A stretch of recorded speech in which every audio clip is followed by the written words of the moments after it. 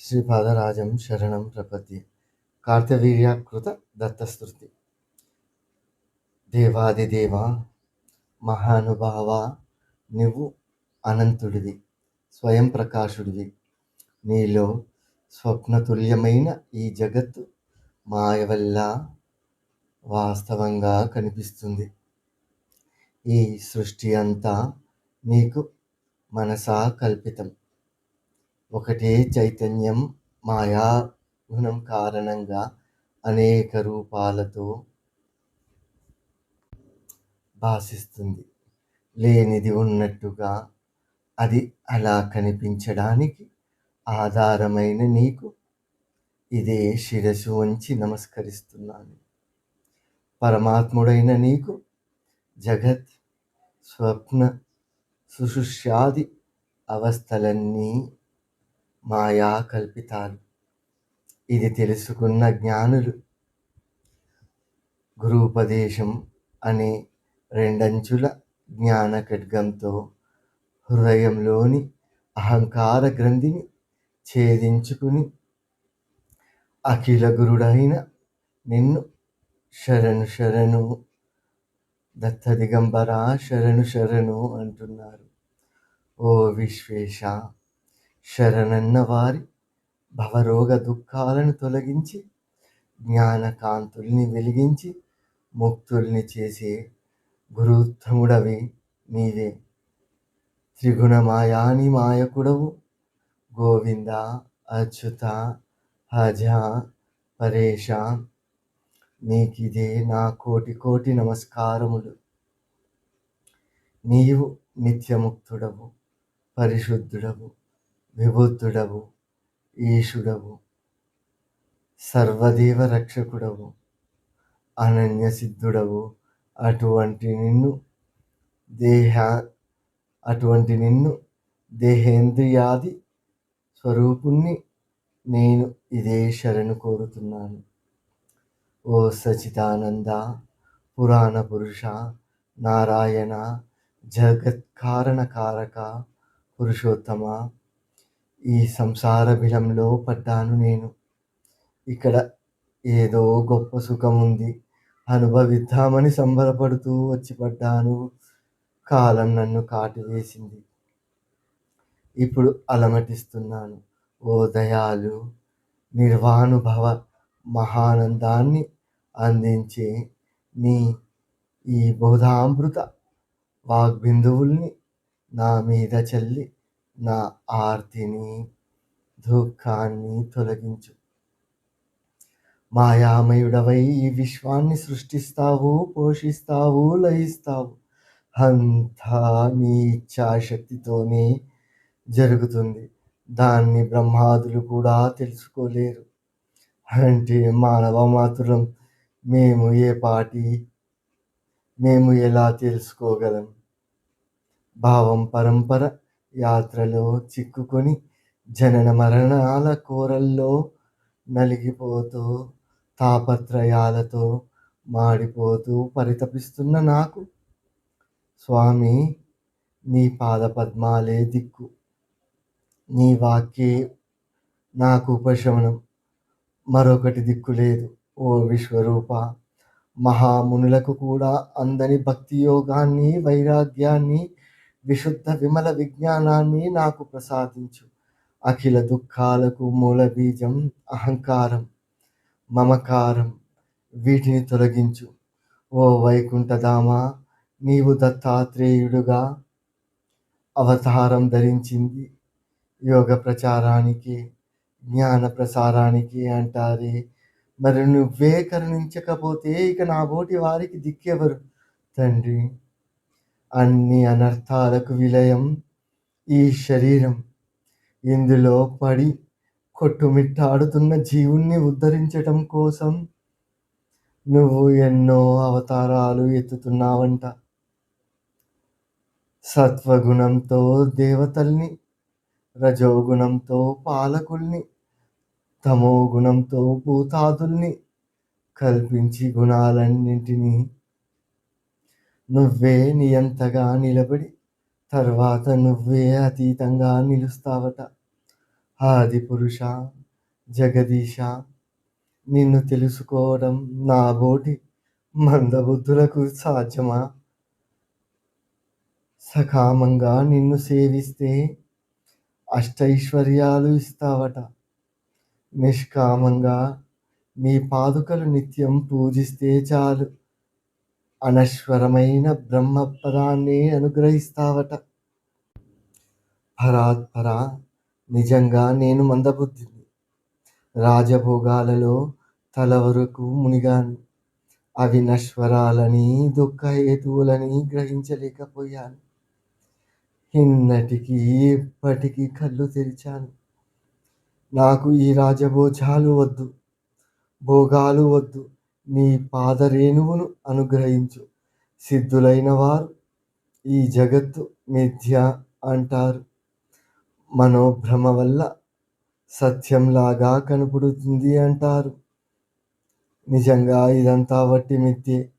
అయితే ఇది ఖచ్చితంగా సత్యంలాగా కనిపించడం సంభవమేనా? నిన్ను శరణు పొందాను. నా సందేహాన్ని తీర్చి అచ్చమైన తెలివి కలిగించి ధన్యుని చెయ్యి. ఓ భయ నివారక, ఈ సంసారం అనే మొసలికి భయపడినంతగా నేను మరి ఇంకా ఏ శత్రువుకు, ఏ భూతానికి, ఆఖరికి మృత్యువుకు కూడా భయపడను. అందుకే రాజవైభవాలన్నీ వదిలేసి నీ చరణ సన్నిధికి వచ్చాను. నీ పాదాల చెంత శిరస్సు ఉంచి ప్రార్థిస్తున్నాను. నా భయం తొలగించు. సత్యము శాశ్వతము అయిన సుఖం కలిగించు. తాపత్రయంలో మాడిపోతున్న నాకు నీ అమృతమయమైన వాక్కులతో ఉపశమనం కలిగించి సేద తీర్చు. విశ్వాత్మ, విశ్వేశ, నీ పాదాలకు నమస్సులు. యోగ మార్గానుకూలురు. కర్మబంధాలు త్రెంచుకొని యోగ సిద్ధిలో ఏ పరతత్వాన్ని చూస్తున్నారో అది నువ్వే. అలాంటి నీ పాదాలకు వందనములు. ఇంద్రియాలను తృప్తిపరచటం కోసం సుఖానుభూతితో పాపజలంలో పడ్డాను. ఎన్నో ఏళ్ళు గతించాయి. ఒడ్డు దారి ఏదియునూ కనిపించటం లేదు. ఈ నా మనసుకి ఎన్నటికీ ఏ వగింపు కలగటం లేదు. ఇదేమి దురదృష్టము! మహారాక్షసులు, చివరికి పశుపక్షాదులు కూడా సత్సాంగత్యం వల్ల ఆత్మజ్ఞానం పొంది సంసార సముద్రాన్ని దాటగలిగారు. మరి నేను క్షత్రియ వంశంలో పుట్టి ఎంతో కాలం నీ సేవ చేసి రాజభోగాల లంపటంలో పడి మరింతగా ఇరుక్కున్నానే తప్ప కావలసినంత అయినా బంధ విముక్తుణ్ణి కాలేకపోయాను. నా మీద నాకే అసహ్యం వేస్తుంది. రాజ్య సంపదలో పిచ్చివాణ్ణి అయి మిథ్య విలాసాల్లో, మిథ్యా సుఖాల్లో తగులుకున్నాను. ఎట్టెదుట కాపు వేసి ఉన్న మృత్యువును పసిగట్టలేకపోయాను. నాకన్నా మందమతి ఇంకెవరైనా ఉంటారా?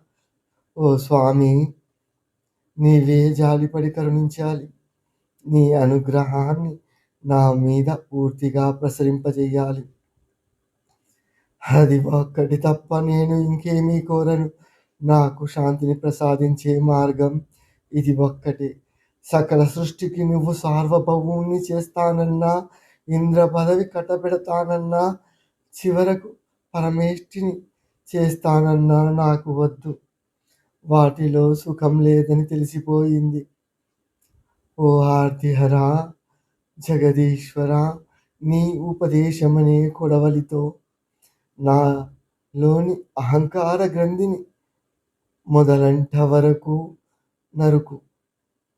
విశుద్ధ విజ్ఞానగణ సదానంద లీలా విగ్రహ శరీర పురాణ పురుష నమో నమ. పద్మనాభ, అజ్ఞానంలో పడి నీ పదపద్మాలను సేవించని వాళ్ళని సైతం ఉద్ధరించటానికి అవతరించిన దయామయుడవు అని పెద్దలు చెబుతున్నారు. అలాంటిది నీ పాదధూళిని శిరసా వహించిన నా బోటి వారికి నీ దయ అనుభవంలోనికి రాకపోవటం, ఇంకా భవరోగులమై బాధపడటం వింతగా ఉంది. అనసూయ, అత్రి మహర్షుల తపస్సుకు మెచ్చి వారికి పుత్రుడుగా నువ్వు దత్తం చేసుకున్నావు. అలా దత్తదేవుడవయ్యావు. అంతటి దయాళుడవు, అంతటి దాతవు. ఎందుకో మరి నా మొర ఆలకించటం లేదు.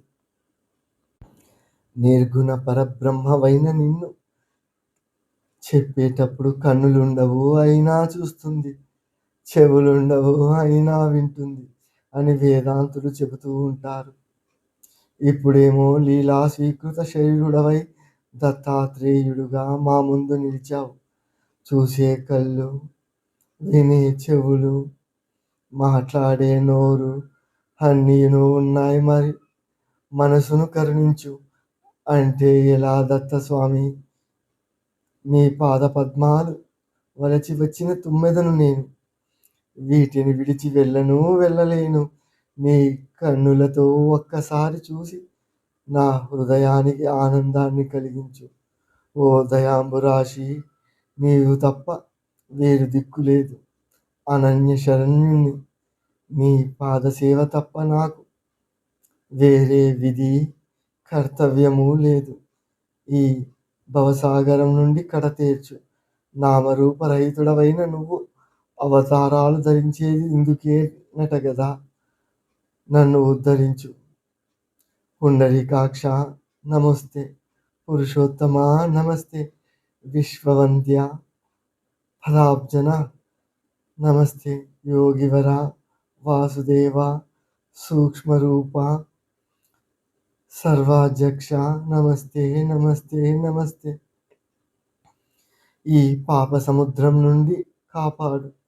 వాక్కులకే కాదు మనసుకు కూడా అందనివాడా, భక్త హృదయ నివాస, పంకజనాభ పంకజ మాలికాధారి, పంకజ నేత్ర పంకజాంగ్రీ నమస్తే. ఆనంద స్వరూప కరుణించు. పరమేశ్వర దయ చూపించు. ఆది వ్యాధులని విషసర్పాలు నన్ను కాటు వేశాయి. ప్రభు నన్ను ఉద్ధరించు. సాయంకాలం అయ్యింది. కార్తవీర్యార్జునుడు ఇలా ఎంతసేపు స్తుతించినా, ఆడినా, పాడినా దత్తస్వామి ధ్యాన నిష్ట నుండి కన్నులు తెరచి చూడలేదు. ఖిన్నుడై అర్జునుడు అలాగే అలసి సొలసి నమస్కరించి నిలబడ్డాడు.